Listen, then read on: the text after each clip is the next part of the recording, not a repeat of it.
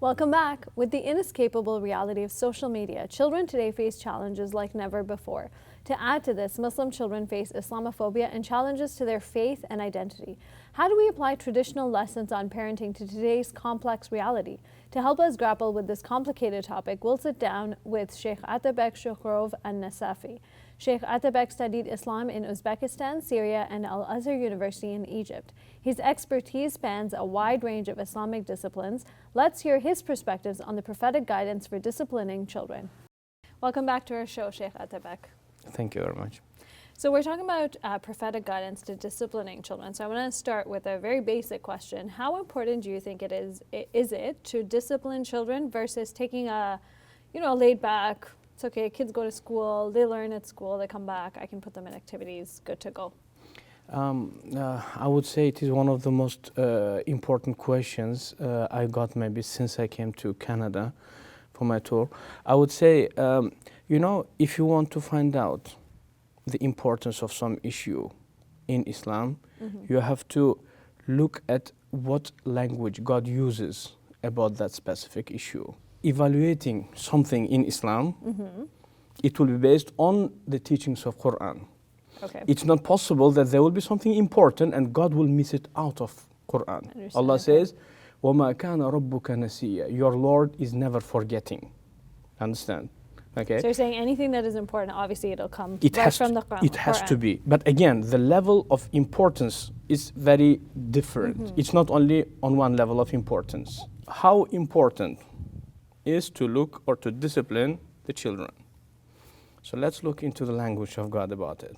Okay, so Allah says, Ya ayyuhal ladhina amanu, all those who believed, means looking after the kids is on the level of belief and disbelief, on that importance. And then what does he say? Yes, qu anfusakum wa ahlikum nara. Protect yourself and your family. Ahl, initially it will include only the children.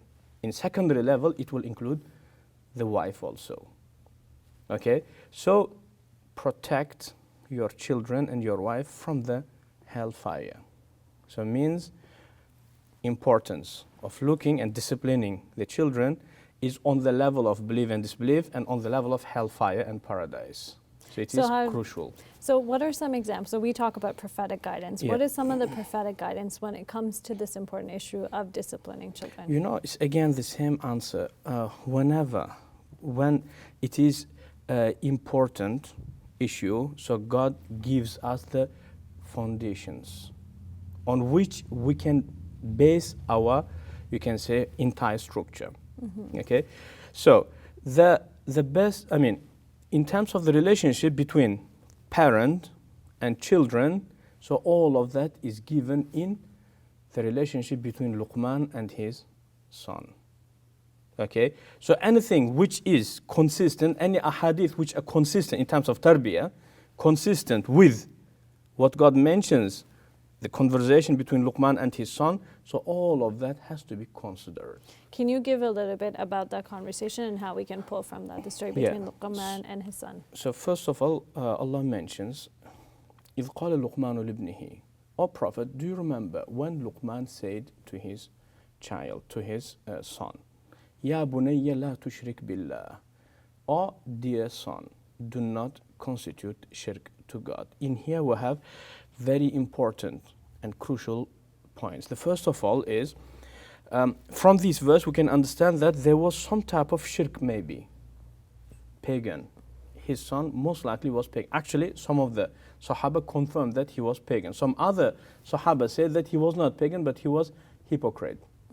Understand? And the most popular opinion that the son of Luqman, he was disbeliever but hypocrite. Okay, but regardless to that, Quran is addressing very important issue. How father deals with his pagan son. So in contemporary Muslim world, how Muslims deal with the pagans. Can you tell me, please?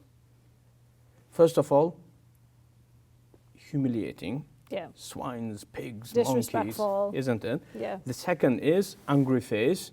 Third is, if possible, you can hurt him, insulting anyhow, you will be rewarded. Actually, Quran disagrees with them.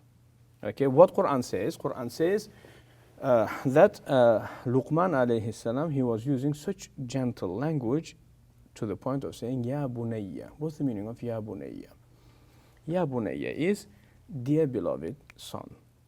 Okay, so then the concept of using stick, stuff, to beat up your son, it's not matching. It's not sticking into Islamic teachings. Within the context of such a big issue. Exactly. And even that he says, partners. Ya bunayya. So then now, from this point of view, we have to go back to try to test the ahadith in which it says when they are 7, order them to pray, and when they are 10 or 9, start beating them. Do you remember? So either we have to say that there was some misconception or mistransmission, or the hadith is actually not talking about beating at all, because Quran is very clear with the pagan son saying, Ya bunayya, dear beloved son. Okay, so anyway, so that is quite important thing. So first thing is, if you look into the story of Luqman alayhi salam, because God was teaching us how we should be looking after our kids, because there are 10,000 things that you want your son to do. You want him to be IT engineer, you want, praying, fasting, and behaving. So many things, but all of them will come back to some certain fundamentals. If you establish them fundamentals, which could be maximum of 3 or 4, everything else is just branches. So what are those fundamentals? Exactly. So Surah Luqman will respond to your question. The first thing is, La tushrik billah. What's the meaning of shirk? Okay, first is setting up relationship, connecting your child with God. But what's the meaning of connection? Relationship between slave and God. So something which belongs to God should not be attributed to a creation. And what is that? It is the issue of halal and haram. Only God can decide what is halal and what is haram. Unfortunately, we are missing it. Not with our kids, but with ourselves also. What do you mean by that? So for example, God says one thing. Some of the scholars may get the point incorrectly. Mistake is very possible. I understand. And then when that opinion of the scholar will be opposing with what God says, we go with the scholar. So misinterpretations. Yes. Just clear, maybe easy example. God says that Rasulullah alayhi salam was never affected by black magic. In 2 places in Quran, okay, explicitly says. But we have this narration in which this some unknown person applied black magic on the Prophet, and he lost his mind in one narration. He became sexually impotent in different narration. He became blind in 3rd narration. Understand? Okay, so now this is narration. Vast majority of Ahlul Sunnah wal Jama'ah support these narrations. Say Prophet was affected by black magic, but Quran says that he was never. To the Quran. And now we have 2 options. We have the path of belief or path of shirk. Because opinion of the scholars opposing what God said. Shirk is to disregard what God says and to go with what scholars say. That is shirk. Okay? So the first important thing is building a relationship. Set up relationship of your child with God. That gives him a lot of power and freedom and free thinking. Understand?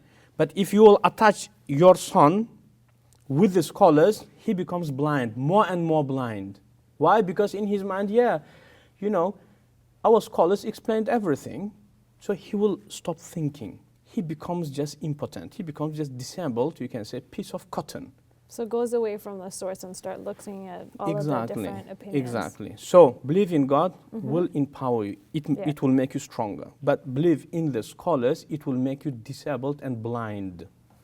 Okay? So first is set up that relationship. Give independence to your child. But independence by respecting. Okay, so straight after that, Allah says, وَقَضَى رَبُّكَ أَلَّا تَعْبُدُوا إِلَّا إِيَّهُ وَبِالْوَالِدَيْنِ إِحْسَانًا. Okay, so after setting up the concept of Iman and Shirk, after that respect toward the parents. Because child, when he's independent, he will start making crazy decisions. So there should be some guidance. Set up that respect towards elderly. Understand? But that is not blind following, but respect. Because straight after that, Allah says, وَإِن جَاهَدَكَ أَن تُشْرِكَ بِي مَا لَيْسَ. But if your parents will force you To something to, that is not. which is impermissible, then do not obey them. Means respect is there. Okay? وَصَاحِبْهُمَا فِي الدُّنْيَا. But treat them in the worldly things in very high respectful way. Means respect, but not blindly following. So relationship with God, respect toward the parents, but not blind following. Yep. Okay? And after that, few fundamentals, okay, of the behavior. And what is that? So Allah says, Luqman alayhi salam said, keep in your mind that regardless how small is the piece that you are trying to hide, and let that be on earth or on the heavens, God will bring it. Means you are setting up, you can say, concept of being noble everywhere. Not only where he is recognized by people. So carrying yourself modestly, both within the home and outside the home. Yeah, as well as abroad where no one knows you. So nobility is not only in front of the people that you know. You are scared for your reputation. And when you go abroad, no one knows you, you will start doing your satanic things. No, it's not that. But wherever you will be, regardless, in your house or abroad, overseas, God will know and God will bring it back and He will give you what you deserve. And the fourth one? The fourth one is respect toward the people. So Allah says, وَلَا تُصَعِرْ خَدَّكَ لِلنَّاسِ. Okay, so do not be arrogant. So nose shouldn't be up toward the people. Okay, and when you walk, do not walk as if you are the owner of the universe.